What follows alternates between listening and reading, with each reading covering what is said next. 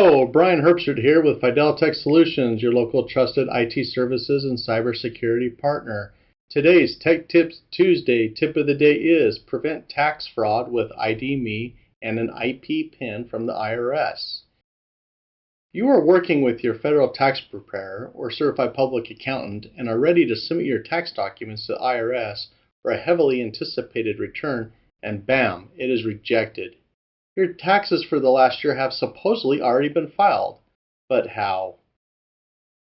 You do not have an ID.me or IP PIN set up with the IRS in order to file taxes securely. Simply, a bad actor submitted taxes on your behalf with the ACH return going to one of their own bank accounts. These type of bad actors especially prey on people filing delayed tax returns. CPA firms and individuals' personal identities are stolen, often through malware and keyloggers. They'll often file tax returns based on information stolen months before the person or preparer files a tax document. Setting up an ID.me and IP PIN with IRS is pretty straightforward. First, we recommend you set up and secure your ID.me account. This is done by opening your web browser and navigating to ID.me, selecting Sign In, and then selecting the Create an ID.me account option. From here, enter your desired email address and complex password. Your password must contain both a lower and uppercase letter, a number, and be at least 8 characters in length. In order to make it complex, we recommend adding a symbol as well, such as a %, star, dollar, or pound symbol. After creating the account, you will have to verify your ownership of the email address by entering a code and submitting it. After verifying your account, return back to ID.me and sign in with your new credentials. After signing in, we recommend you also lock down your new account with 2 or more multi-factor authentication methods. Select Sign In and Security, and then select the Setup button next to your desired 2 or more methods in the list. Now that your ID.me account is set up and secured with 2 or more multi-factor authentication methods, you are ready to request your identity protection PIN from the IRS, also simply referred to as an IP PIN.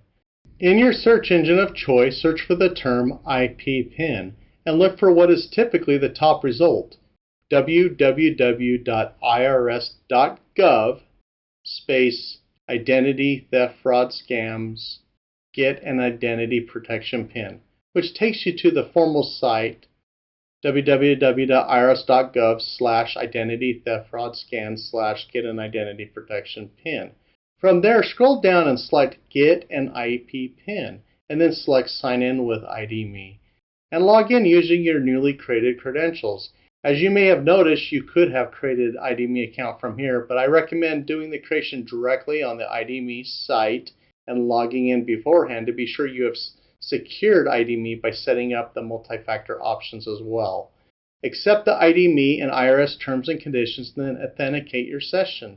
After authentication, you will be able to verify your identity using one of 2 options: self-service or video call. This will identify your identity and attach it permanently to the ID.me account using your driver's license, state ID, passport, passport card, social security number, and capture a selfie. From here, follow the prompts, and once fully verified and vetted, you will be provided the IP PIN that you will want to securely document and save in a safe place, such as a safe.